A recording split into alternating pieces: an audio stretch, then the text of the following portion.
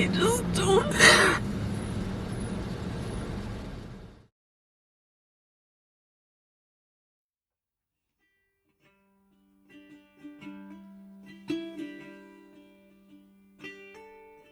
When you're living on the road full time, you end up spending a lot of time alone.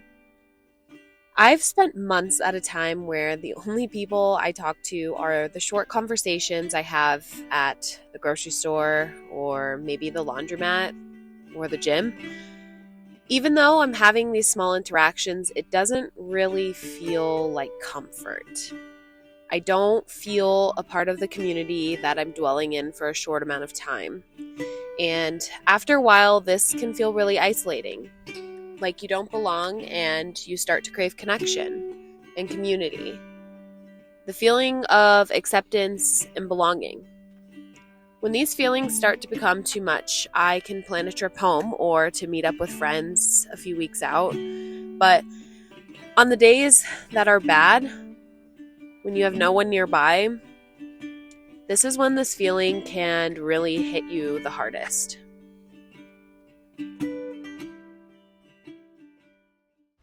I recently had not only one of the hardest days of my bus life journey, but probably my life. I was having a typical day. It was the evening. I parked at a park next to the gym that I attend, took Concho for a walk, and settled in to watch some TV, eat some dinner before heading to my sleeping spot later in the evening. And what I didn't know was how my typical day was going to turn into my worst day and a very traumatic few days to follow. Can I help you? Sure. What's your license plate at? What part of Vermont? Like, Essex? What part of Vermont? Please don't talk to me. Yeah, what part of Vermont? Essex? Burlington? Please don't talk to me. You're parked out in front of my house. What do you mean? This is the street of a public park. That's right my here. House. Okay, there's a park right here. Who the fuck drives this shit? I do. By yourself with a dog? 100%. Keep on moving, man. I'm sorry, you can please leave me alone. What are you recording? You! You're in front of my house. I'm not in front of your house. There's a park right here. Thank you very much. Vermont. Yes. So move on. Like, there's parking lots and shit over here where you can go. Please leave me alone, sir. I'm going to call the police for you. Call the police. You're in front of my fucking house and you can record that shit all day. I don't give a fuck who you think you are. Okay. Call them police. Come Okay. on. I will. Call the police. I will. Thank you. You're in front of my house. Please leave me alone. Pancho, come. Please leave me alone. Get the fuck on. Get the fuck on. You don't belong around here. Why? Why don't I? Go somewhere else. Why don't I belong around here? For what reason don't I belong around here? How do you know I'm not from here? You're in front of people's houses right now. No, I'm not. There's a park right here, sir.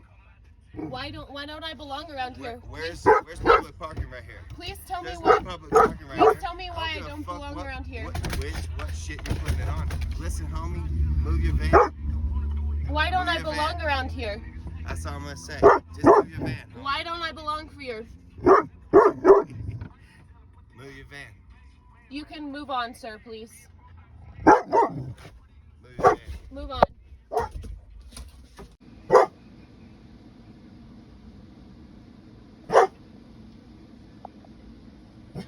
Great. You need to leave, homie. What's going on? The park. No, I'm calling to be. There's two men that are harassing me outside of my bus right now. I don't know which street I'm on currently. She needs to get the fuck out of here. But he told me that I'm parked outside of their house and that I need to get the fuck out of here. But I'm in a, it's on a residential street with cars parked on the street in an apartment complex next to a park where I was playing with my dog earlier, and I just was eating dinner before moving on.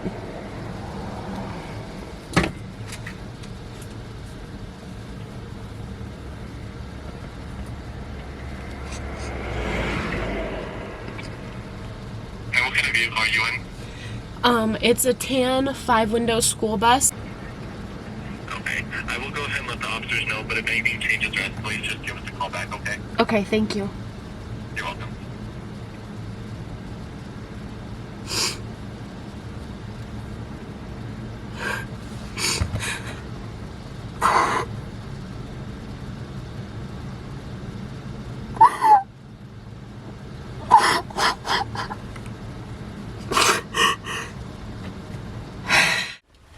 So, as you can see, this day ended up being very traumatic, embarrassing, defeating, and I was actually really hesitant to even share this experience because of the way that that man made me feel like he took my power away. I felt like I lost. I was embarrassed to be called out. Just to quickly summarize some recap of what followed, the police were no help. They called me back the next day. They told me a detective will follow up with me in 2 weeks, and a detective friend told me if I don't have a license plate and I don't have a name, honestly, nothing will really even come of this, which is really upsetting. But this video isn't about him or this experience. This video is about my community. It's about my nomadic community.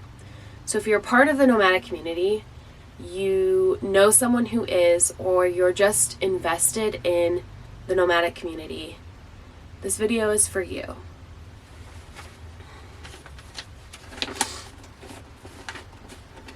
Dear nomadic community, there are no words to even describe my gratitude for all the words of encouragement and support I've received. I've responded in some form of thank you a million times over, and it doesn't actually feel like enough. I'm in complete awe of the action, the rage, and support many people took on. In this country, there are unfortunately many conversations and topics that can be uncomfortable to talk about, and race is no exception. Many people can tiptoe around these conversations, especially on social media, in fear of saying something wrong. I know myself personally have done this in the past, but the amount of people who were willing to speak up for me publicly, share the tough reality, and start the conversations blew me away. So thank you. All of my life, I've been a part of various communities, but never fully felt like I belonged. Honestly, it's because I've always looked a little bit different than majority of my communities. Playing soccer, I was always the only black girl on the field. With my family, I felt too white for my black side and too black for my white side. I went to a high school that was 99% white, and even now I'm a minority within the nomadic community.